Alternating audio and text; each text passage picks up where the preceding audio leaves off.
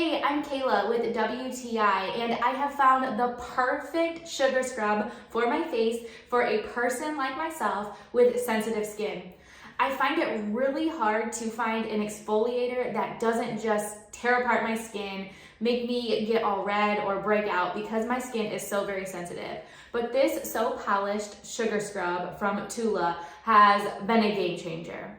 I use this 2 to 3 times a week so that I don't overdo it, but it is so soft on my skin that after I use it, I truly just feel refreshed and my skin feels so smooth.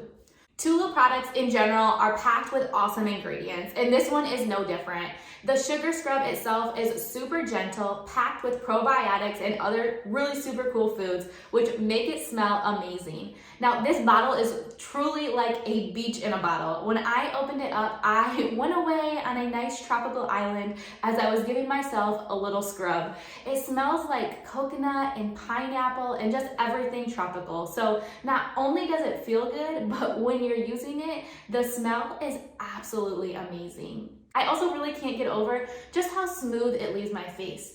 I just use a small amount, about the size of a dime, and as I rub it in, the sugar just slowly melts into my face, leaving a really nice smooth finish.